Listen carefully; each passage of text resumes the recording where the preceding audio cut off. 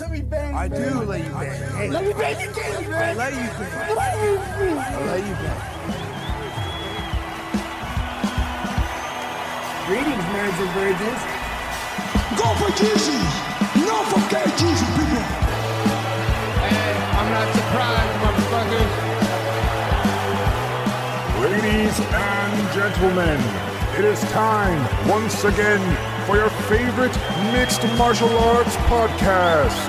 Recording out of Los Angeles, California, it's MMA Roasted with Adam Hunter. Who the fuck is that guy? Brand new favorite podcast. Me, Adam Hunter. I'm here with Greg Romero Wilson. We're waiting for Sean McCorkle to come on.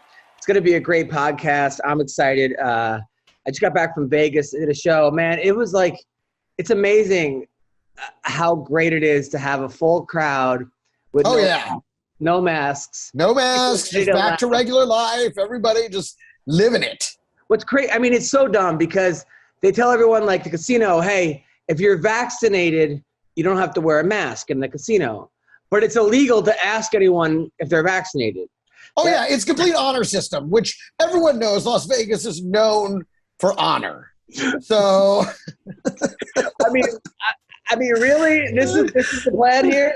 I know. It's just like they can't ask. Nobody asked. They're just like, hey, if you're not vaccinated, you need to be wearing it. We're just telling you, you need to be wearing a mask.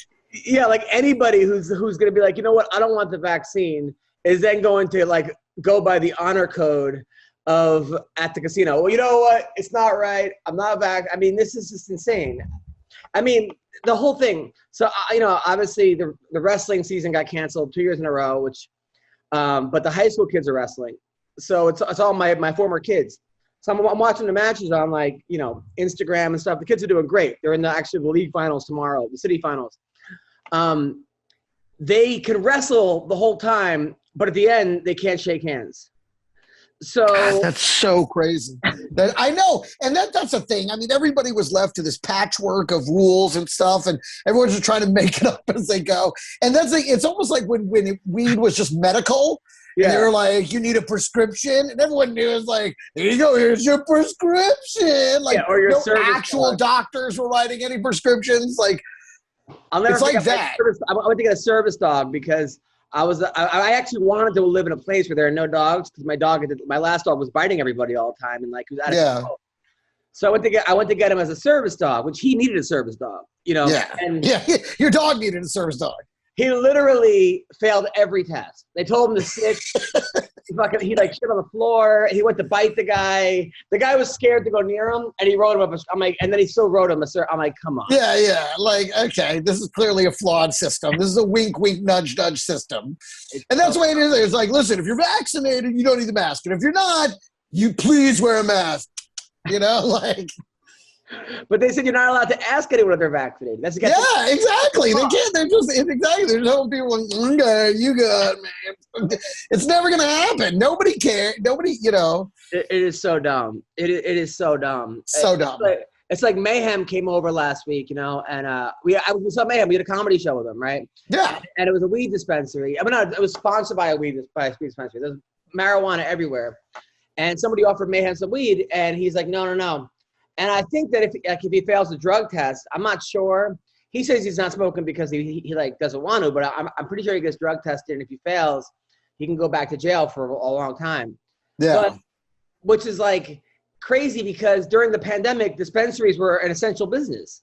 Absolutely. So it's like if he that's the other thing. Can you still consider that a failed drug test when it's recreationally legal here in California? I don't even know what the rules are. I don't know that you can consider that a failed drug test anymore if it's state, which I believe it is. I don't think he's up on federal charges. No. So I mean, so I think that you can't go back because it's legal now. It's recreationally legal, and just being around it. I mean, that's like he didn't participate. I noticed that he did not smoke, but he was certainly around it. Yeah. So I mean, there's going to be trace amounts in there. It's crazy. So I took my daughter to soccer practice. I'm getting her to soccer now because she got so much energy. So Dude, it's so funny. You have her in every class. I'm like, how many classes? This girl's going to be the most well-rounded, skilled baby in a lot all of of Southern California. A lot of it's for me. I hate to say it because if I don't, it's 7 hours of me playing Barbie with her. And Sure. it becomes a 7-hour puppet show because I got to do all the voices and this, and then she orders me around. Literally at 7:00 this morning, she was in my room watching Peppa Pig on the bed, going, "Daddy, sit up with me." I'm like, "I just want to sleep. Let me just please sleep." "No, sit up." So I'm like sitting up. I'm being ordered around. I'm being trained by a 2.5-year-old to watch Peppa Pig at 2 in the morning, and then I get yelled at by my wife because I'm like, it's just a whole thing. You gotta have to get ready, and I want to take a shower, and then I'm like, she made breakfast, and I made waffles. They didn't have sprinkles and fucking whipped cream on them, and they had to be Mickey Mouse waffles. It's a whole. Anyway, we gotta set this up better.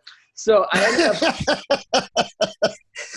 I mean, there's different parenting styles, and I guess that's one of them.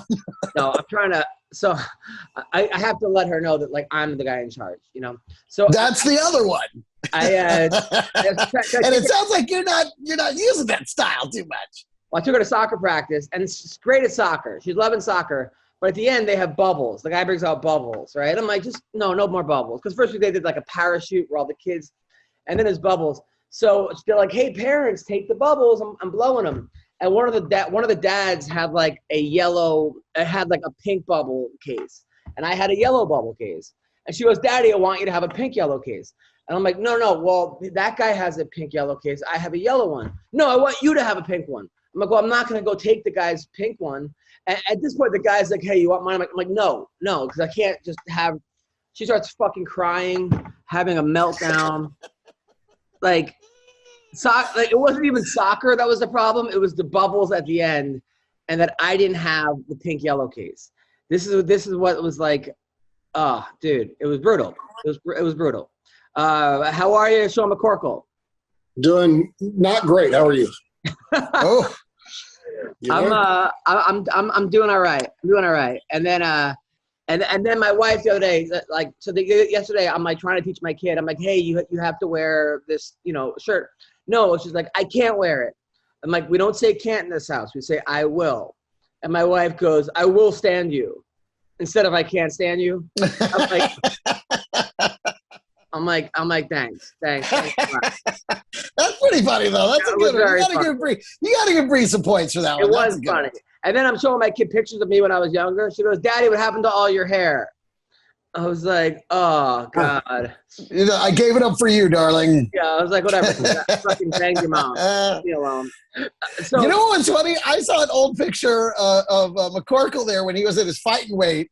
Woo! You are a sexy motherfucker. I was handsome, wasn't I? God damn, so skinny, so handsome. Woo! I was much more black and white in that picture too. It's weird. I don't know. It was a lot grayer. So you look good, buddy. Feel any better, Adam? My daughter one time told me at 2 years old, she goes, "You know what?" I was like, "What?" She says, "I don't really like Daddy. I just like Mommy." I was like, "Thanks." As I finished my 70-hour work week. So. Just tell her, yeah. Well, guess what? I like Mommy better than you too. Right. That would have been a lie. That's why I don't think I can be. I don't think I can be a parent because I'd be too honest. I would. I would just treat them like little adults. I'd be like, "Fuck you. You don't pay the bills around here. I do." I'd be just like my dad. That's why I've never had kids because I don't want to be like my father. And I would totally just turn into yesterday. My dad. So forget it. Yesterday, she spread her butt cheek and goes, "Tickle my butt." Right. And I was like, "Hey, Violet, that's not appropriate. We don't let anybody tickle your butt." And then my wife goes, "Honey, who tells you to tickle your butt? Like who like, where'd you learn that?" And she goes, "Daddy." I go, "What? I never fucking, what are you talking about? Like, that never fucking happened. Like, fucking crazy." Anyway. If anything, that's your mom's move. What are you talking about? That's how you got here, kid. So Kevin Randleman's wife came to the show, Elizabeth Randleman. She's like a 6'4" Italian woman from Brooklyn, like maybe 6'5", and she's hilarious. I mean, really Italian. Like, I mean, she could be like, a Goodfellas Italian. And she was telling all kinds of stories about Randleman. We hung out afterwards. I always knew her, but I never had like a couple hours with her. And, she had a really tough time after Kevin just suddenly died. And he died of, I didn't realize he died of pneumonia. He just basically had fluid in his lung and just died. And they took him to the doctor and they put him on what they put Michael Jackson on. Those pills that he was on. The painkillers? Yeah. The one that put him to sleep. They put him on. Yeah. Like they totally fucked him up, these doctors. Like I thought he died of a heart attack. That's not what happened. He just all of a sudden. So he drowned, basically. He drowned from pneumonia.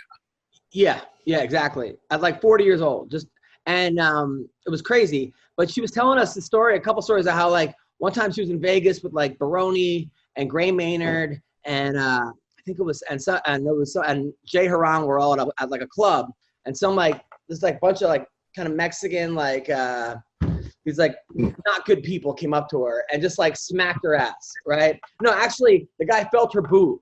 Like, and now Kevin was fucking beyond pissed because like he like bumped her boob and was like, hey, what's going on? So Kevin was like, yo, man, you don't want to do this. And the guy mouthed off to Kevin Randleman. He didn't know who Kevin Randleman was, right? So then they're outside the club, and it's Randleman and all them, and then like 6 Mexican dudes, and they're going, what you want? And Randleman just puts his hands down and goes, come on, motherfucker, I'll give you the first 2 shots. 2 shots. And then it's on. And he puts his hand down and he goes, hit me, motherfucker, hit me, right? And the guy at that point was like, oh, we fucked up. Like he's looking around like, wait a minute, like I think I recognize some of these guys. These guys are ears, blah, blah, blah. Yeah. And he's sitting there and all of a sudden Baroni just fucking flops out from behind the woman. Like you can't even see him and just cracks the guy and just lays him out cold. The guy just fucking drops, right? Then like the valet calls the cops. Everyone runs. They're on the run. They get into a car. They're like trying to pick up fucking Baroni. And they're like, Phil, why did you do that? He goes, well, the guy wouldn't hit you. I was getting bored. That sounds like a Phil Baroni answer. That's right. I was hoping to God you said that he thought Kevin Randleman's voice was the Mexican guy, and so he tried to hit him with the first 2 shots, because that would have been amazing. Like, hit me. I thought that was him talking. That would have been awesome. Dude, then they were telling me, which I tried to confirm this story, but like Chuck Liddell told me, it was the day before Randleman fought Crow Cop. Remember when he knocked out Crow Cop in Pride? And what's his name came? They went up to the Iceman, Chuck Liddell. Coleman did. And he goes, "Hey man, we're fighting Crow Cop tomorrow. What should we do?" And then he was like, "You guys don't have a plan?" They were like, "Not really." And so then, yeah, he goes, "All right, all the way in or all the way out. You don't want to be at any kind of distance with them." And then the next day, he took his advice and just knocked out Crow Cop. Randleman. Yeah. Like they came there with no plan, all the way to Pride, like the night before, and they're asking the Iceman what to do. So let's talk about some fights that happened over the weekend. We got to talk about Mayweather versus Jake Paul. Did you watch it? You guys watch it? I watched a bootleg stream of it, and I still felt ripped off. I actually ordered it, right? I paid $50 to order it, and it never came on. Right? Like what? The Showtime app doesn't work. Like for anybody, they must have lost $100 million. I mean, no one could. So they had to refund everybody? Everybody, right? So then. Oh my God! You were just as entertained as you would have been if you had seen it. I can tell you that. Well, then I ordered it. You probably got a better show just staring at the app. Then I ordered it on like Spectrum too, because I had people coming over. Mayhem came over to watch it, and his girlfriend Camilla came over, and then my friend Jonesy. I invited you, Greg. So then it was on Spectrum, but there was no actual sound. So like it didn't work on the sound on Spectrum. So I had to get an illegal stream just to hear it while it was playing. And of course it was like a minute ahead of it. So we kept having to right? So then I call Showtime and I'm like, hey, I want my money back. It's just a recording. They go, hey, this is Showtime. If you're calling to get your money back, like that's part of the recording. Right. They know that's what everyone's calling about. They go, well. Yeah, you know what it is? The recording says, if you're calling to get your money back, we promise Shab will never do another Showtime special. If you're calling about the Mayweather pay-per-view. That's one. We got one. Okay, that's one. So they go, if you're calling to get your money back, if you ordered it through if you ordered it through Amazon, which I did, you have to call Amazon, right, to get your money back. And of course, it's like my wife's Amazon account. So now I'm like, hey Bree, can I get your information for Amazon? And now she's like, I'm busy working. So now I'm gonna fight with her over. I didn't even want to order this fucking bullshit. Like, so now it's like they got me into a fucking. Now my wife's annoyed at me because I'm trying to get her Amazon information because I don't know her birthday. I gotta fucking answer the 19 thing. They made it so hard. Adam was like, you know what? You won't tickle my butt. Now you don't want to help me with this Amazon thing. Just ain't working out. This is not going good at all. And, you know, that's like, who would have thought Triller would have had better infrastructure than fucking Showtime? Jesus Christ. So Mayhem came over, by the way, and like Camilla was asking me for some jokes. I was helping him with jokes about Mayhem. She's like, yeah, I'm dating a guy who used to be in jail, who just got out of jail. It's hard because every time we pass a car, he's like, I made that plate. That's funny. I go, then he tried to exchange cigarettes for sex. And then whenever I'm mad at him, I just yell, lights out. You know, I love Camilla, but I feel like, you know, she was trying to coach him up when we were there at the show. Yeah. And it's like she's trying to soften him up. Like she's worried about what people might think of him. And I'm like, that ship has sailed. He needs to just be him and stick to the truth. Like, you know, she's like, oh, if you say that, people, I'm like, listen, his rep is his rep. I don't think there's any softening it up at this point. But that fight, by the way, I mean, these fucking Paul brothers are so smart because they fight guys that are like famous. Like he outweighed Mayweather by 55 pounds because he weighed at 135. Probably came in at like 210. The other guy was 155, so maybe even more than that. Like, yeah, about 55 pounds. And he was basically like a punching bag. But he could take a shot, and he sort of won by lasting. It's like he got one of those like participation trophies. Like he went 8 rounds at Mayweather. But clearly Floyd didn't take it seriously. He came in the worst shape I've ever seen him, and he couldn't knock him out, but he beat him up. I mean. Well, he just laid on him for fucking 6 rounds. I mean, he was in it he was trying for the first 2 rounds, then he gassed, and then he would just, Mayweather would try to get in range, and he was, and he would just, and then the ref, who's obviously being paid by fucking the Paul brothers, would he would let it go for a very long time and finally be like, okay, guys, come on, you can't nap the whole fucking round. And that's all it was that, they would come together and then he would lay on him. And Mayweather would carry him around for a minute or two. It was the worst, so stupid, dumb piece of shit. Can't even call it boxing. God damn it. Everyone stop buying it. Stop watching it. Stop participating. Just turn your back on these dumb fuckers until it's a real fight, until they fight in a real organization against an actual fighter in their weight division. This is complete lunacy. So what did you think? Man, I think there were several factors, but to make a long story short, I think Floyd wasn't in shape. He's older. He didn't take it serious at all. I bet he didn't train even once for it. He knows he could go 8 rounds with a guy. He's fighting a guy who is a good athlete. Paul is a good athlete, man, who's a lot bigger than him. Their money's worth, so he carries him for 4 or 5 rounds, thinking I'll knock him out or drop him in 6, 7, or 8.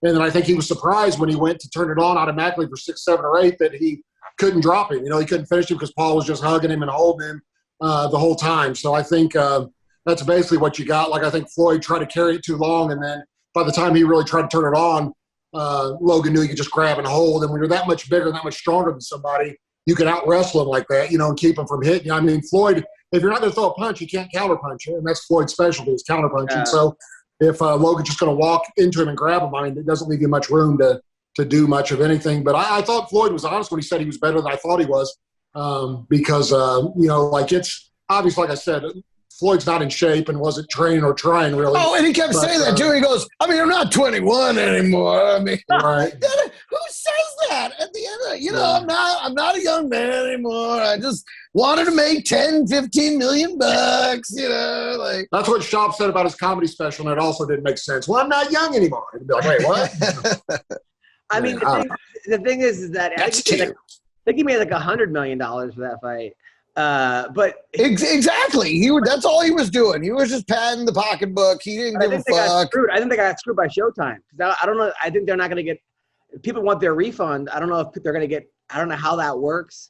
I think Showtime's the one that's on the hook because they're the ones that didn't deliver. Yeah. So I think they still. That's unfortunate, man. I remember the first ESPN time they took over the UFC pay-per-view was horrendous, and they were talking about how many lost, tens of millions of dollars they lost in pay-per-views, that night. So Showtime's owned by CBS, which is Viacom, so I'm sure they can eat a few $1 million without really feeling it, but it's crazy. It was I wouldn't even say it was entertaining because I wanted to see Paul get knocked out. But at the same time, like Mayweather did say he's going to have trouble when he fights someone his size. Like these guys are like the perfect amount of bullies because they fight guys who are only 30 pounds lighter than him. Even Jake, who's fighting Woodley. Woodley fights at 170. So now he's going to have to fight at 195. So he's going to gain 25 pounds. Askren fought at 170. Nate Robinson was a smaller guy. These guys are kind of smart. They and not a boxer and old as fuck. They fight smaller guys. I still think Woodley should win this fight, but man, when are they going to fight someone their size? Right? Man, a perfect example of size, how much size matters, man, is watch Shaq when he did his show where he boxed De La Hoya and Shane Mosley. At one point, he got on his knees and he was still winning, like the boxing match, because his arm length was so long they couldn't get in. They couldn't do anything, Like Shaq, like 400 pounds at that point, 7 foot tall. But like if you watch that, they actually boxed 3 or 4 rounds. You would have called Shaq the winner watching that boxing match. Like even though he can't box to save his life, he's 3 times their size, literally. Like By the way, the announcers, I gotta say, I like the Triller announcers better. Those 2 guys that have a podcast on Showtime. I don't know who those guys are. I don't know. I'm not really a fan of those guys as far as I haven't listened to them. But as far as boxing commentary, I didn't think. Well, and they didn't have any. They were trying to keep it positive. There's nothing to talk about. If you were to talk about the actual fight, all you could do was insult the product. I think they were just trying to keep their jobs by talking about anything, but that wasn't derogatory. Look who's in the crowd, and there's Michael Irvin. They had a celebrity spotter on the panel. Hey, look! Totally. It was so dumb. Oh, Delonte West is here. I think he banged LeBron's mom. Let's see. Like they had nothing to talk about because the fight was so stupid. And of course, they wanted to protect their jobs. Any real announcer would have been like, this is so disgusting.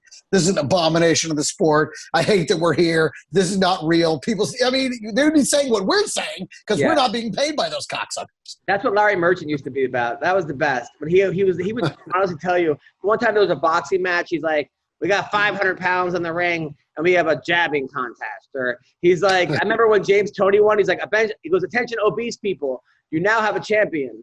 All right, so he used to keep it real. That's the thing. That's the thing. Everyone just stop paying attention because that's all it is. But people will always take these fights because there's $100 million paycheck. So until there's not $100 million paycheck, this is just going to continue.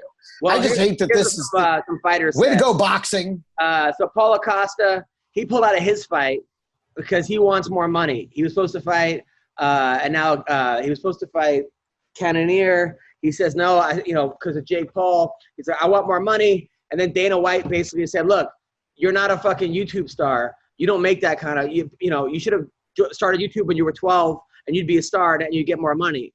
But you're a fighter. So Jake so Dana kind of, snapped back at him. Good. And now he fucked himself. He's going to wind up in Bellator. I think he kind of did fuck himself because he's coming off a huge loss, number one. And number two, it's like, according to him, he didn't have the fight signed. He said that they signed the fight for him. But I don't know, man. I'm not sure if this is the right way to go about it. He does not have the name value to get away with this. And then you have to be a McGregor level name talent to get away with doing something like that. He just isn't there. He also posted a picture of Logan Paul flexing and him flexing, and then writing, "Is Logan Paul on juice?" Which is basically like saying, "Because I am." So right. Is his juice better than mine? Exactly. Michael Chiesa tweeted out, "I thought my fights were boring." That was hilarious. Oh my God! Jake Paul tweeted out, "McGregor, you're ducking me." After that, but McGregor is not ducking Jake Paul. But if McGregor, it's so weird because I feel like McGregor could get this fight if he loses to Poirier. If he loses to Poirier, he might fight Jake Paul next. But if he beats Poirier, he's right back in the mix. So the question is this, and I would say this: I believe that if McGregor were to fight him, McGregor would be the guy to actually take it seriously. The same way Woodley is taking it seriously. Yeah. Okay. I think you could expect McGregor to take it seriously. Oh, 100%. And then Canelo, he put like a hand and face emoji, right? Like, I can't believe, which is, it really was embarrassing for boxing. Canelo would have ran through either of these guys. I mean, knocked him out. And then Jake Paul responded, "You can't sell pay-per-view. I would eat you alive," to Canelo. Which he doesn't believe, but which is that's like a quarter true in that he can sell pay-per-view, not as many as these guys apparently, but he can sell pay-per-views. But then the other part of it obviously is just disgusting. Well, we don't know how much these guys are actually making because these numbers aren't discosed. Exactly. Like Triller says they made $100 billion and they're also suing everybody for stealing it. So which one is it? Canelo's huge overseas. I mean, he's huge in Latin America. He's huge in Mexico. Is Jake Paul selling tickets in like Europe? Is he selling tickets in Asia? I'm pretty sure Canelo is. So I wouldn't say that Jake Paul is selling more tickets than Canelo. I just because these numbers aren't verified. You know, these numbers. So also Dylan Dennis, he posted. He said, if I can't beat Logan Paul in under a minute, I would kill myself. And then but doesn't he weigh like 38 pounds? He's another guy that never fights.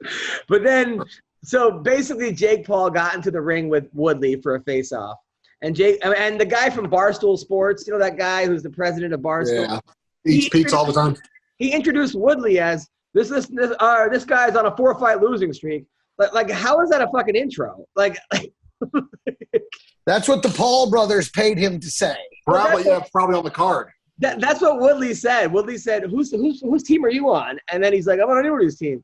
And then I'm on the team with the guy signing the checks. And then Jake Paul wrote, "You lost 4 fights and you're 40 years old." And then Dylan Dennis wrote, "Says the dude that picked the guy who lost 4 fights and is 40 years old." LOL. He also said the Floyd showed that boxing isn't a superior martial art.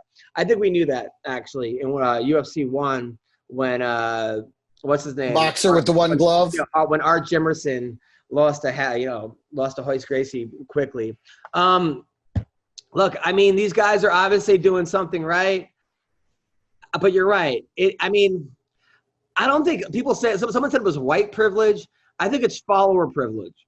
It's like if you have enough privilege, you can just skip the front of the line. And the same thing happened to CM Punk. Like you said, McCorkle. Same thing happened to Brendan Schaub. If you have enough people behind you, you could do it. And I do think that it does insult all those guys that are putting in the time and the effort and the work to get there. And these guys aren't fighting anybody in the top 1,000. They're just picking guys in other sports. They're picking celebrities. They're picking basketball players. They're picking, and this is battle of the network stars. I mean, this is just celebs doing stupid stunt work. I mean, I don't know. I'm so disgusted by the whole thing, and I hate that people keep paying for it. And I hate that. But I have to admit, I was looking forward to watching it the next day. Yeah. I was like, all right, let's see what happened with this garbage. I've watched every single one of these bullshit. So 58-year-old Julio Cesar Chavez is boxing. I think he's fighting Macho Camacho Jr. He beat Macho Camacho Sr. What the fuck? Oh, my God. That's Chavez Jr., right? The original one's dead, right? No. Chavez Sr. is fighting too. I thought he was dead. Is he alive? Yeah, he's alive. He's got to be like 70 years old. He's 58. What? He's 58. He's got to be over 58. No. There's a video of him. Now, Chavez Sr., didn't he win titles in like 5 different divisions? He was amazing. He won his first 100 fights in a row. Yeah. But yeah, he's fighting. He's fighting. I'll tell you what, man. Not off topic, not on topic. I said a long time ago, and I approached a couple people about this who had money and they weren't interested, like big money. I said, I had a $1 billion idea. Take what the WWE does, exactly every part of it, but make the fights real. So have guys do the gimmicks, the trash talking. It doesn't matter if they can fight or not, just like it doesn't matter if the Paul brothers can fight. But take everything they do, copy it, but make the fights real. And, I mean, if Ric Flair was really going to fight The Rock, would you not – well, maybe not Ric Flair, but The Rock and Stone Cold were actually going to fight, I would pay a fortune to see that. You know what I mean? Like whether they can fight or not. But the Paul brothers, they know how good they are and aren't at fighting. I believe 100% they know because they're sparring with people. So I just think they're masters at selling. I'm really tough. You can't beat me, and everybody wants to see them get their ass kicked, you know? Yeah, boxing legend Chavez Sr. arrived in Guadalajara in advance of his Tuesday press. He's going to fight June 19th in Guadalajara. He's going to fight Hector Camacho Jr. in an exhibition bout. Also on the card will be Chavez Jr. against Anderson Silva. Anderson Silva? Yeah. In a boxing match. Yeah, he's boxing. Yeah. Okay, you know what? This is what we deserve. You know what? This is exactly what we deserve. Just total mayhem. Okay, you know what? I'd like to make an announcement right now. Okay? No. August 31st, this Halloween, I'm going to fight a donkey. August 31st. I'm going to fight a donkey, a real donkey. October 31st. October 31st. What did I say? August 31st. Sorry, either one. You know what? I'll let the audience decide. You can buy a ticket to either the August 31st fight or the October 31st. I'm going to do it both times. You're fighting a donkey? First I'm going to fight a donkey. Then I'm going to fight a rabbit. And so, you know what? You guys sign up. It's going to be on pay-per-view. And listen, this is a donkey that is a tough donkey. It gave a lot of donkey rides. It used to work at a petting zoo. But I'm telling you, this donkey's coming in undefeated. And so if you guys want to see something, watch me August 31st taking on a donkey. October 31st versus a rabbit. Who's Greg Fry fighting? First thing I'm going to fight is this barbed wire I have rolled up in the garage. It's me versus a ball of barbed wire. Now, that sounds like it's an easy fight, but I'm going to have a fan blowing, so that barbed wire is going to move around the ring. It's going to be tougher than people think. Oh, my God. I mean, it's just – who wins, McCorkle? Sean, you still with us? I think Sean froze. I think he didn't. I thought he was just mortified. I thought he was like, so here. Oh, there he is. Oh, there you He's are. back. He's back. Now, Sean, who do you think wins? Chavez Sr. or Macho Camacho Jr.? You talking to me? Yeah. I just got cut off. Sorry. I don't know where Greg left off, but real quick before I tell you that, since June 19th is going on in Mexico, yeah, let's put Greg and the donkey on that card, or whatever. And instead of even fighting it, he could just do a donkey show because I'm sure the donkey's used to that. But I would give Greg, if you can't fight it, just do the typical donkey show. But this advice before you do, man, all the way in or all the way out. With the donkey. You got it. In between is where it hurts. So I would go all the way in or all the way out. When you're doing I dig it. I dig it. That's strong advice. Strong advice. And if that's what it comes to, you know what? Listen, buy the pay-per-view if you want to see what happens next. That's all I got. By the way, right. Scott Coker said he would welcome Logan Paul and Bellator to fight MMA. Dude, I was just going to say. Yes, I would love that. Showtime Yes, is please, owned by put him in with a Viacom. real fighter. Yeah, Showtime is owned by Viacom, so is Bellator. I'm telling you, bring one of the Paul brothers in to fight MMA against Fedor, against anybody like that, and you will sell more pay-per-views than the UFC's ever sold. Well, I mean, the kid has really good wrestling. I mean, really, I think 1 year in college, but he plays in the state of Ohio. He's just got to learn jiu-jitsu submission, and he's got to learn, he's got to learn kicks, and he's got to learn to put them all together. Can you imagine Logan Paul and Fedor headlining a Bellator pay-per-view, though, man? I mean, if he lands a punch on Fedor, he might actually. That's what I'm saying. A young kid who can wrestle against a guy who's way past his prime, or whatever. But the thing is, I mean, as soon as I think it would be like it would kind of be like how Greg Hardy. He wouldn't do as good as Greg Hardy did. Greg Hardy trained for 3-4 years in MMA, and before he went pro, and he's still he had a tough time his last couple fights. I think that eventually it would be like that, but not even that good. Can you imagine if Logan Paul beat Fedor and went the distance with Floyd Mayweather? Can you imagine? Can you imagine? And then Woodley gets knocked out. It would be the Paul brothers. That's the worst part about all this. That jackwad gets to walk around going, I went 8 rounds with the champ. He couldn't take me down with the greatest fighter of all time, and he couldn't knock me out. If we'd had cards, I would have won. Like, oh my God. He was crying afterward. I don't know. I saw it on Brendan Schaub's feed, so I don't know if he's just crying because Schaub came in his locker room. But I saw him actually crying after the fight. Like, I can't believe this is the greatest night of my life. Like, dude, he's 40-something years old, and he wasn't trying, and you're twice his size. Like, and you laid on him for 8 rounds. Well, I mean, according to Ali Abdulaziz, who's the manager, who was there when I met Tyson, he was there getting interviewed by Cejudo and Tyson. He said that it was supposed to be Chael Sonnen boxing Jake Paul, and the winner fights Mike Tyson. That was... I'll tell you what. We're living in Idiocracy, man, the movie. We really are. It really is. It really is. Listen, when you elect a reality TV president, it's all rules. That's it. All rules flew out the window. Yeah, like, we can do whatever we want. Minutes, you guys aren't running the country. But the thing is that we haven't even... So far as we know. We haven't even talked about Aaron Carter boxing Lamar Odom this Friday night. What's the prize money? A crack rock? That's what I was going to say. The post-fight drug test is probably required that they both have at least 3 things in their system, or the fight's a no contest. Like, if you don't have at least 3 opiates. The referee is Chuck Liddell. So, Really? He really is? This is gonna be the first fight where the ref wins. Right. The ref does all the coke. The ref's going to just take over and just beat everybody's ass. Now it's going to turn into wrestling. All right. Well, the real fights that went on. Rozenstruik. Yes, please. Can we discuss real fights? Rozenstruik versus Sakai. Rozenstruik's like the worst kind of fighter because he's got so much power, and he's like, you don't even know how good he is because it looked like he punched Sakai in slow motion and still stopped him. This dude's like got amazing power, but he's one of those guys that's going to be so frustrating to watch because he'll beat everybody until he does. Like, it's just such an uneven guy, like he's, it's hard, but I think he looked good. I mean, did he even look good? He knocked the guy out with 1 second left in the first round. It was pretty even going in the first round. And it wasn't even a clean shot. It was like a glancing blow. That's what was so surprising about it. It wasn't like a clean one. You're like, whoa, there. It was like just boom, and then next thing you know, the guy's on the ground. You're like, and even the commentators were like, what did he hit it? Which one did it? No one could tell. McCorkle?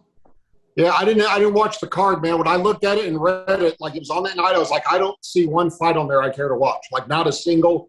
There was one fight that was spectacular, though. Yeah, what was? The Ponzinibbio. There was one fight. Yeah, that was. I mean, it was possibly fight of the year. The Ponzinibbio, which I thought Ponzinibbio actually lost. I was amazed when they said he won. No, I thought he lost the first round. They had this undefeated kid Beza, who's really good. Really good. I said his kicks were so fluid, Demi Lovato identifies as them. That's how fluid his kicks look. But Ponzinibbio came in the second and third. Like, he was not to be stopped. And it showed a lot about Ponzinibbio because he got knocked out his last fight. He was a huge favorite. And he was the underdog in this fight. Baeza is really good. One of those fights showing where even the guy who lost still kind of moves up because he looks so good in his loss. Yeah, absolutely. Baeza, he put the league on notice. This kid's the truth. He's one of those silent assassin types, emotionless, doesn't look like he can't get, and then just, killer, just great attack. Did you say it was his UFC debut, or did I misunderstand? No, he's been around a little bit. I think he trains with Colby. I'm pretty sure him and Colby are training partners. I thought Ponzinibbio lost the first 2 and won the third.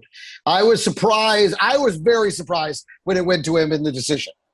And then Matena De La Rosa looked great. She beat the Queen of Violence, who just got just beat up. There was a girl named Ricci who came in on short notice against Fiore, I think her name was. This girl, Ricci, they put her up a weight class on 1 week notice, and it was like you could totally tell they were in 2 different weight classes. The girl was like a foot taller and wider, and it looked like a big sister just beating up her little sister. I understand that you want to get into the UFC, but let's be honest. If you're going to go on a 1 week notice, don't put him up a weight class. I mean, that's insane. But I think that also demonstrates how thin the women's divisions still are. You know, there's the ranked fighters and then a ghost town behind it. Yeah. And then Alir Latifi beat what's his name? The guy with the mullet. Latifi. It was a close fight. Everyone thought the other guy won, but I kind of gave it to Latifi, to be honest. I didn't really. It was one of those things that could have went either way. So Walt Harris took another bad loss. I don't know. He's got to work on his ground game. I mean, that was just. I mean, it was bad. It was tough to watch. I didn't like it. He's so frustrating because he comes out there and he just almost finishes a guy every time. Yeah, and then gasses, completely gasses. Yeah. And just like, oh, man. I know. It looked like he did that street fight thing. Like, he put everything into the first 2 minutes of the fight. And I was like, he's fighting this like a street fight. He's going for the win right this second. And he almost fucking had it. And then, Tabura just managed to survive that. And then Tabura was like, okay, you're out of gas now. And then just beat him up. Yeah, 100%. So this week, there's a lot of good fights this week. In the PFL, we got the debut of Clarissa Shields in MMA. She was a boxing champion, Olympic gold medalist, undefeated, super athletic. She has been training over at New Mexico with with Holly Holm and John Jones. She's fighting a girl, Brittany Elkin, who's 3-4, who's been stopped her last two, but she's got a really good ground game. Clarissa Shields literally had no ground game up until a year ago. So I'm excited about this one. It's in the PFL this Thursday night. Also, Anthony Martinez is fighting a guy who's 8-0. Anthony Pettis. Anthony Pettis lost the first time. Dude, these guys that come in for the PFL from the UFC, I think they can have a little bit of like, oh, I can, I fought in the UFC before. But him and a couple other guys, he's got to win or he doesn't even make the tournament. Yeah. Well, he was one of those ones that was a surprising upset in the first fight. And I think it may a little bit, maybe I'm wrong, but a little bit seemed like he thought he could just kind of cruise through the first one because he's Anthony Pettis and he's coming from the UFC and, huge, reputation. And I think he didn't take the other guy seriously and got caught. I think that's, hopefully we see the real Anthony Pettis in this fight. Then we got Bubba Jenkins is fighting on this card. Yeah, the Bubba. Against Bobby Moffitt, who's a really good fighter. Bobby Moffitt fought in the UFC, couple wins. Bubba's got to take this one seriously, too. Hopefully he didn't peak against Lance Palmer, but I know he wants that $1 million. Also, Tyler Diamond is a guy who had one loss, which was to the guy who the dude who wanted camo shorts, Bryce Mitchell.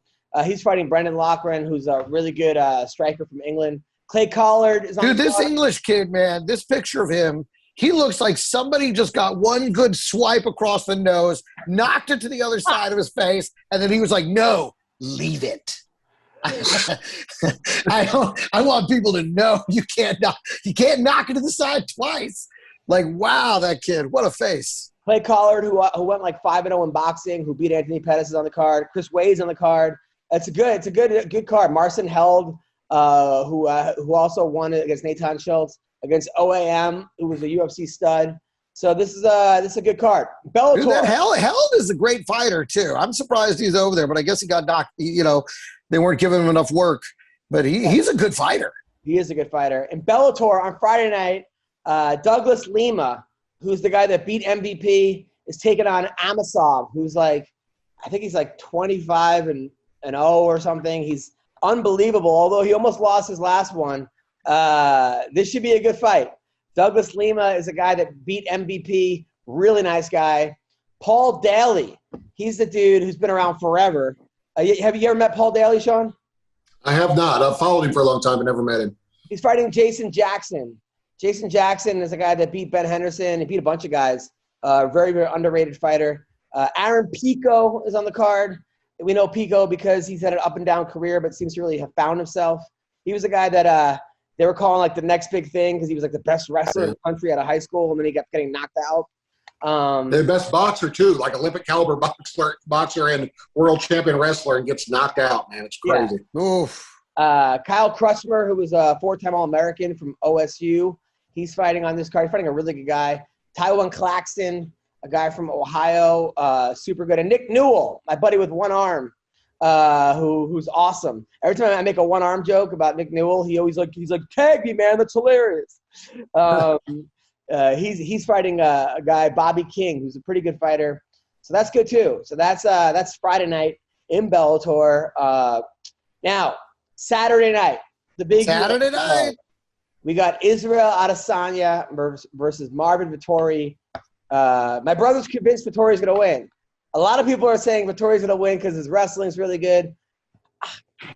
It's like you can't bet against these fucking karate guys, these crazy Muay Thai guys that could just pull off any kind of spinning real kick, or these Anderson Silva type fighters. I know Israel lost his last fight. He went up a weight class, and I don't think he even got dominated. I had a 2-2 going into the fifth. He just got taken down by a bigger guy. Yeah. I think Israel wins this fight. What do you think, McCorkle? Sean? We lost him. He froze. Frozen. Greg, what do you think? Okay, I think Vettori is going to try to do exactly what just happened in Adesanya's last fight. He's got the size. He has the strength advantage, and I think he's going to do exactly. So Adesanya better be ready for that. He better have been training takedown defense and ready to defend it, because I think that's exactly what Vettori is going to try and do. And I think if he doesn't, he's going to win, because Vettori is a powerhouse, man. I wouldn't want to get anywhere near that motherfucker. Yeah, and so, I mean, when you look at it, I mean, this guy is in his weight class, he's the best match. And I mean, now, I am not picking Vettori. I am still sticking with Adesanya, coming off a loss, back down to his weight class, defending his actual title this time. I don't think Adesanya loses this fight, but if there was ever a guy to do it, it's going to be Vettori. McCorkle? I think Adesanya wins easy, man. He's already beat him, right? Didn't they fight before? Yeah. I don't understand why the fight's happened again. They said Robert Whittaker wasn't ready, but maybe it's payback since he went up and fought, and they're giving him not an easy fight, but an easier one, man. Like, I don't know. The fight didn't make any sense to me at all, but it's what they want to do, I guess. All right. Wait a minute. You mean to tell me they didn't check with you first? That's what, yeah, you would think, right? I thought, okay, I'm shocked. I didn't realize. I don't know how the UFC works, apparently. By the way, McCorkle, we never got out to why you were so stressed to come on the show at the beginning. Oh, yeah. Man, no, I just had a guy come over to look at my foundation work. I'm converting my garage into a family room, like my attached garage, and I noticed the cement block wall looked a little crooked. So I had a place come out, and it'd only be like $11,000 to fix it, so it's no problem. Just $11,000 to fix the foundation. I'm like, perfect, because that's not covered by the inspection. That's not covered by home warranty. That's not anything. It's a foundation issue that I never would have known I had if we hadn't pulled out the drywall to redo the room, And I was like, oh, look. So it just, I don't know, more or less, someone just took $11,000 from me that I wasn't expecting 10 minutes before. So see, we in the Latino community call that, it's okay. Yeah, that's what I told the guy. I said, part of me wants to just drywall over it, like put the studs up. Totally, exactly. Like if you didn't know there was a problem, there's no problem. It's okay. It's okay. Right. Is the house falling down? It's not falling down. It's okay. So you have to fix it? I mean, if I want to do the room conversion or otherwise, I can just leave it there and wait till it collapses totally, and then I got to. Again, what we in the Latino community call, it's okay. It's okay. So, what would you do, Greg? Greg, you wouldn't fix it? No, not at all. I would just go through with whatever else I was doing. Again, if you decide to sell the house, then maybe it's something you would have to fix. But if you own the house, you're staying in the house, it's fine. You know what I mean? Like, it's not even a problem you would have noticed if you were, just leave it, just take it, go on, put up the other wall. It's okay. It's okay. It's history. He sounds a lot like a contractor I had working for me once. Like whatever was okay. No, it's okay. I don't know. It's okay. Exactly. No, it's okay. It's okay. By the way, Sean, totally off topic, but I watched the Mike Tyson documentary on Hulu. It's amazing. Just when you think the knockout. Yeah. Just when you think everything about Mike Tyson. I've got it in the queue.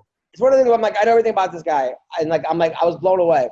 But I didn't realize. I forgot Indiana was where he got sentenced for rape. And the place, now, you were living in Indiana at that time. How old were you?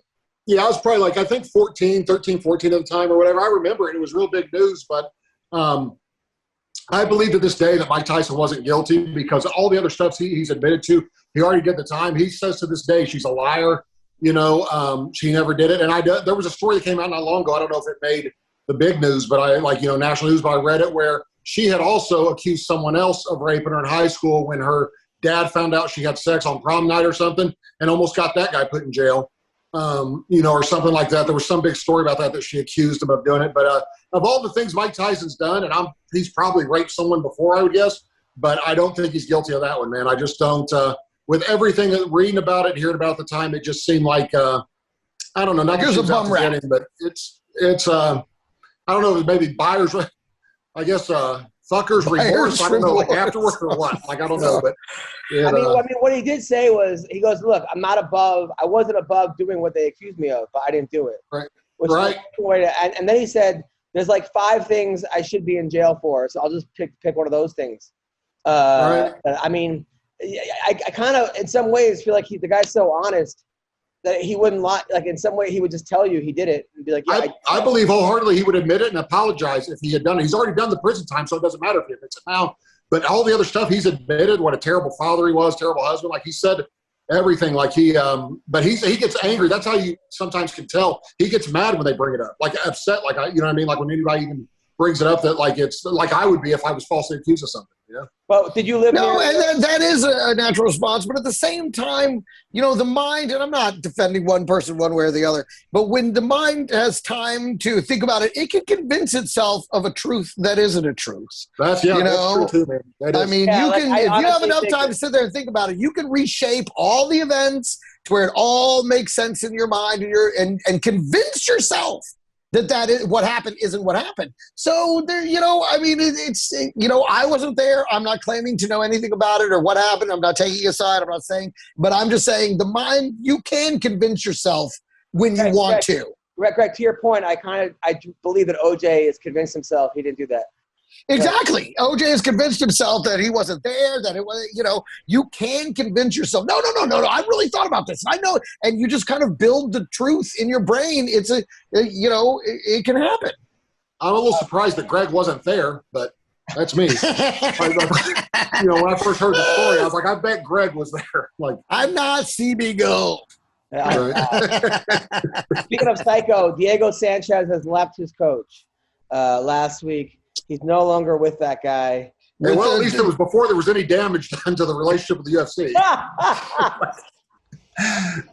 And now Phil Baroni has called out Diego Sanchez. That'd be a great fight. I'd love to see that fight. Yeah. The bare knuckle. That'd be a fun one. MMA.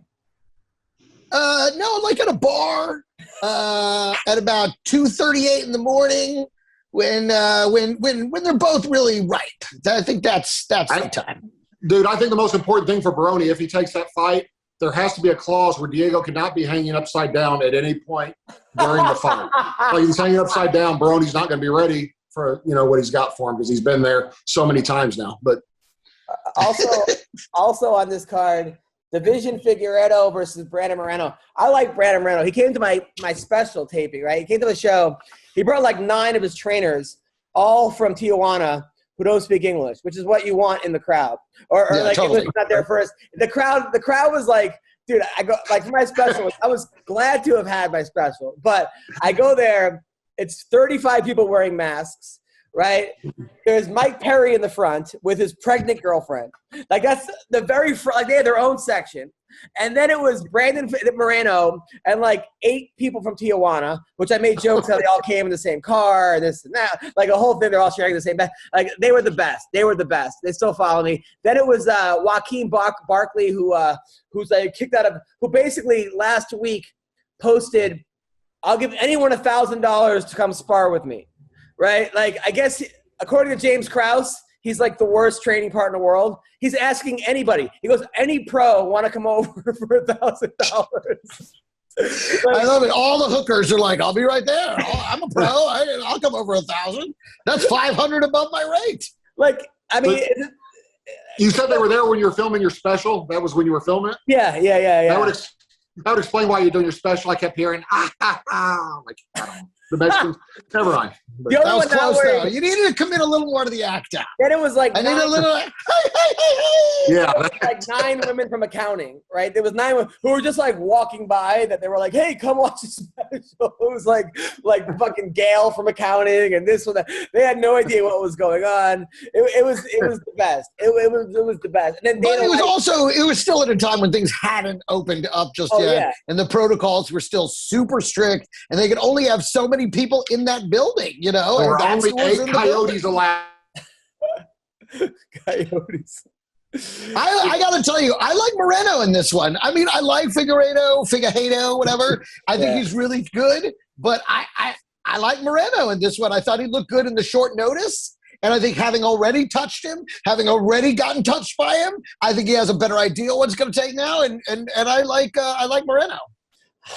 Moreno. If I have to go with my heart, I'm going to go Moreno, but I also feel like this dude was not taking him that seriously based on his past record, based on who he beat. Don't forget, like, Figueiredo was just murdering everybody.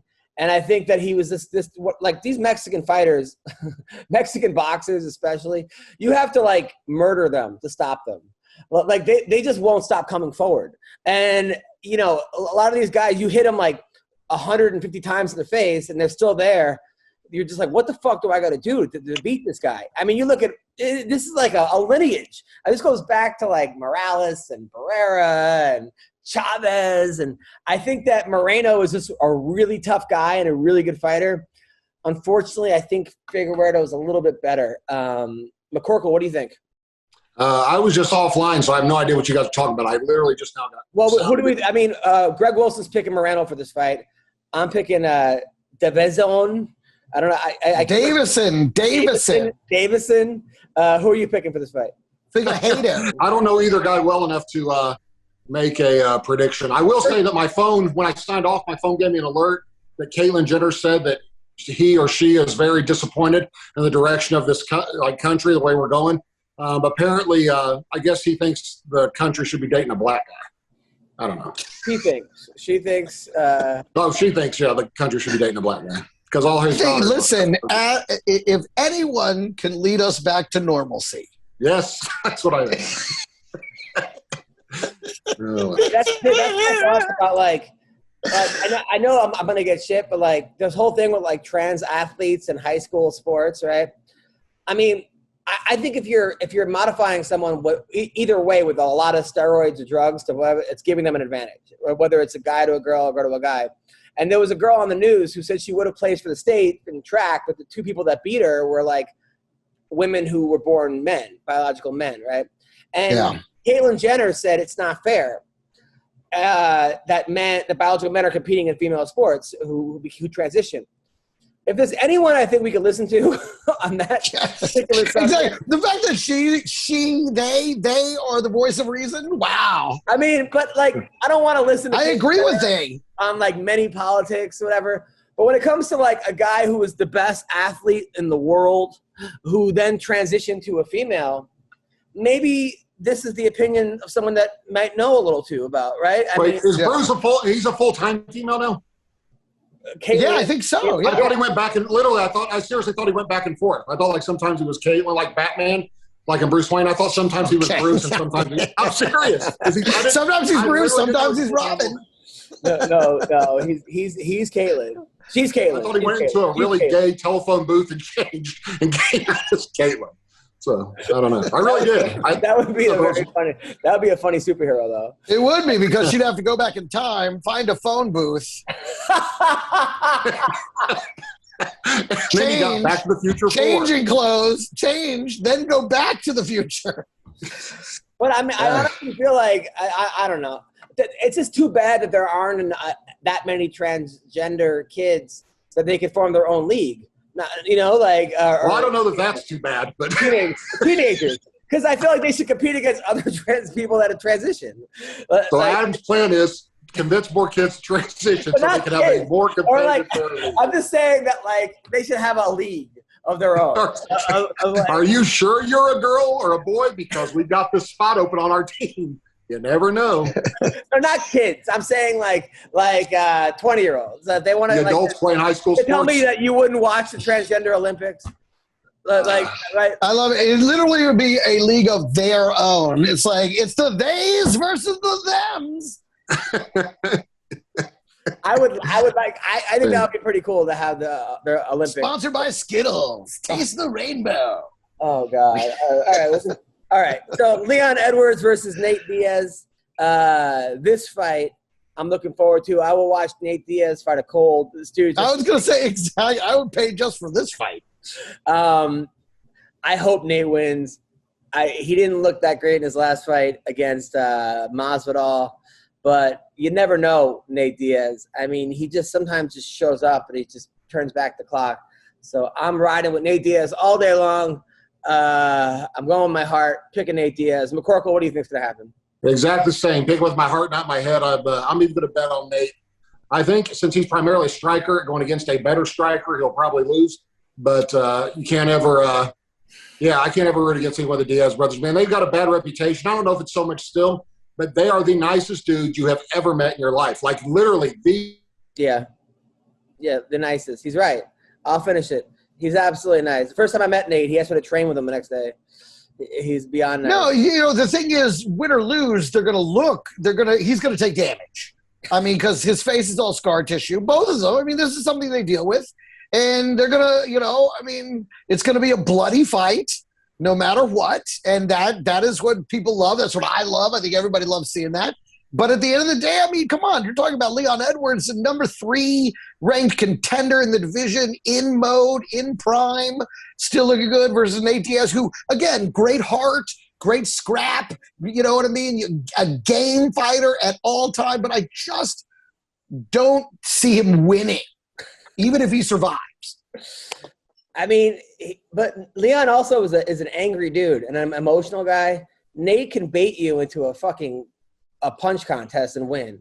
He's one of those dudes that, like, unless you have your emotions really in check, Nate can draw you into a fucking punch for punch. That's true, because the Diaz brothers are that kind of animal that enjoy getting hit. They enjoy the damage. They enjoy the pain. And I think that's very frustrating when you see them like reveling in it, like the Joker. Just like, I mean. Is that 5 rounds or 3 rounds? You guys know? 3-rounder. Is it 3? Yeah. Nate Diaz How is awesome plus is it that they talk 355, fighters? though.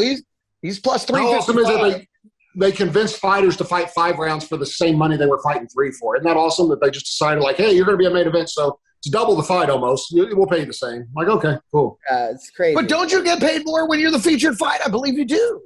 I mean, allegedly. There's nothing in the contract, though. It's kind of however they feel that day. I was co-main event at UFC 124, sold, I think, 900,000 pay-per-views, and I got 10,000 to fight. I lost, and then I got a $10,000 bonus on a fight that generated $50 to $60 million just in pay-per-views. So, wow, we got $20,000.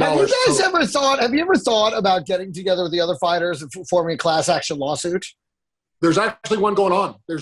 I'm actually waiting to see what the payout would be before I join it, because I don't want to burn any bridges with the UFC, even though I have nothing to do with them anymore. But I don't want to do that. And I did sign the contract. That's the funny thing, man. You can't, if you sign the contract, it's like, can you complain? It's kind of like the student loan thing. Like, you signed up for it, but at the same time, is it so unfair that somebody should do something about it? You know, like it's and that is the question. And that does need to be exactly that. I feel that that's a legitimate thing that they should look at and be like, you know what, though? This is unfair business practices. You do owe these guys more money. Right. You know, well, maybe I don't know. Maybe I don't know. I'd have to hear both sides of it, but I could see that being a valid argument. I know that I got a $2,000 for being on the video game and $7.67 for my Topps trading cards. So I am about $2,000 in on my licensing stuff, and everybody's like, oh, well, no one bought the game for you on it anyway. Okay, then don't put me on it. If you're not going to pay me, nobody's buying the game to play as one player on Madden football either, but they all get paid. I got to tell you, that's $7 more than I thought your card was worth. So that's what's crazy. What's even better is they had me sign 500 of them, and I didn't get paid. Like, it's like, oh, no, this will just help market it. I'm like, okay, so I have to sign 500 for you? And they're like, yeah. I'm like, It's kind of like when you sign the 200 posters when you get to a UFC event, And then if yours gets torn and you ask for another one, they're like, oh, no, they're all spoken for. We give them to sponsors. And I was like, oh, well, mine got torn. Oh, well, we can give you a blank if you want to go around and ask the fighters for their autograph.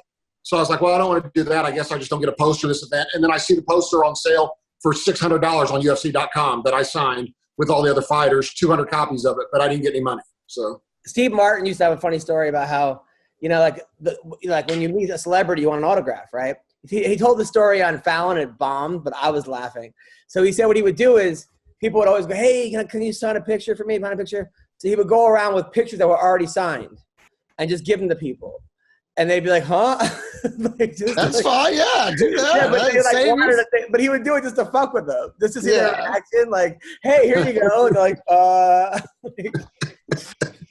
I heard Norm Macdonald told a funny story, a quick one time, that him and Bob Saget got a flat tire, and Norm negotiated the price for fixing the tire, and then Norm tells Bob Saget that the guy wants a signed photograph of him to do the job that cheap.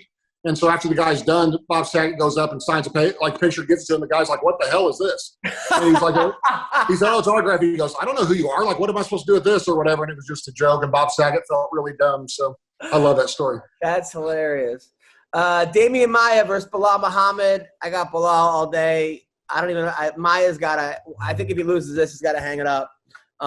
Maia was one of the best. And the thing I respect about Damian Maia was that I think it was after he beat Chael Sonnen. He said that what he likes to do is beat you without hurting you.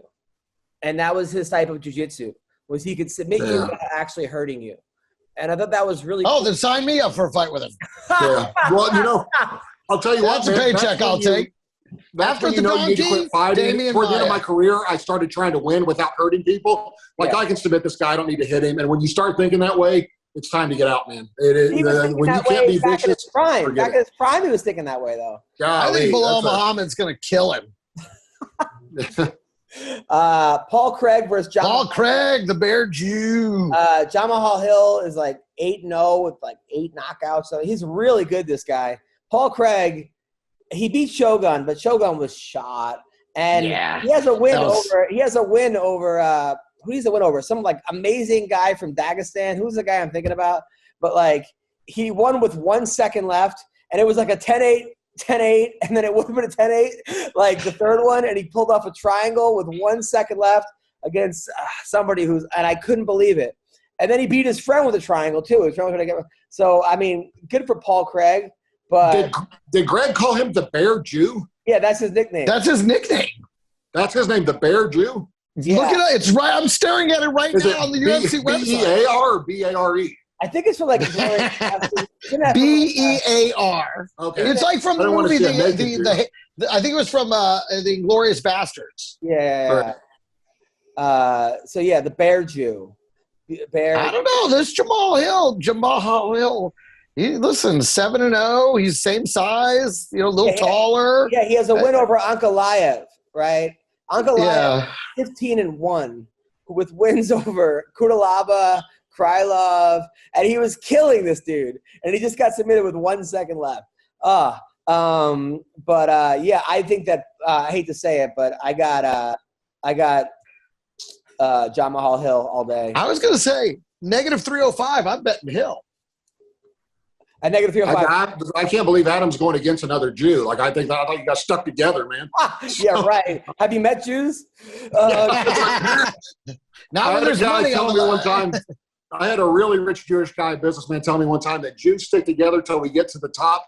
Then it's cutthroat as it can possibly be. So I don't know. Your friend is absolutely right.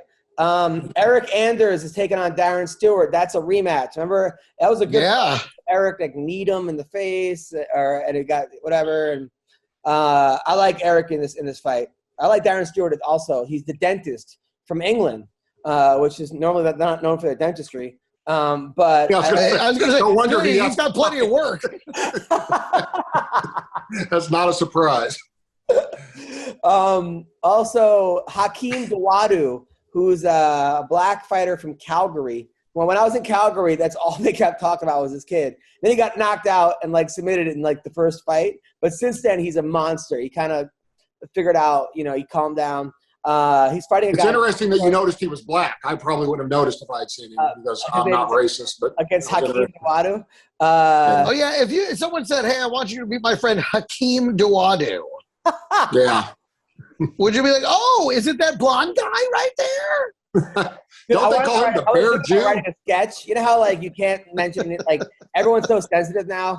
I wanted to write a sketch how like a black guy like steals someone's car, and then the cops come and they're like, "Hey, will you describe the guy that stole the car?" And you're like, well, he was wearing a red shirt." You're like, I think he was like you did. Right, you don't want to say anything exactly. You don't want to describe the actual guy. I think that was on. I think they did one on Saturday Night Live. I think I saw something very similar. Oh, Maybe really? not. Yeah, I think that maybe.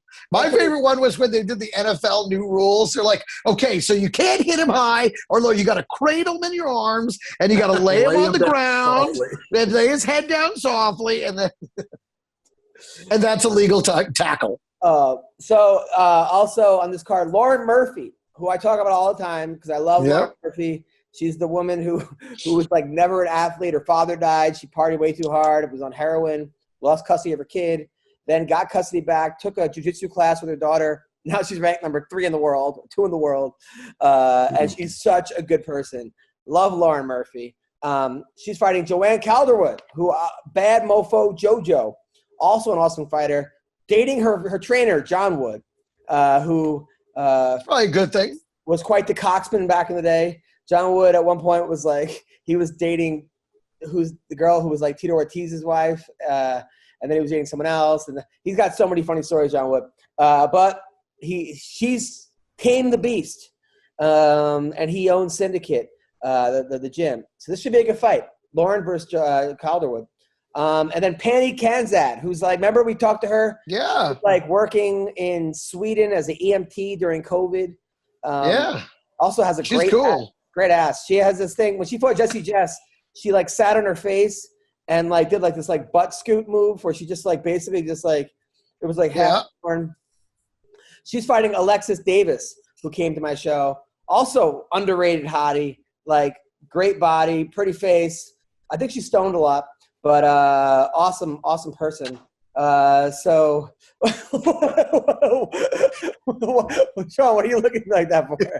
It's just, you just randomly threw out that she's stoned a lot.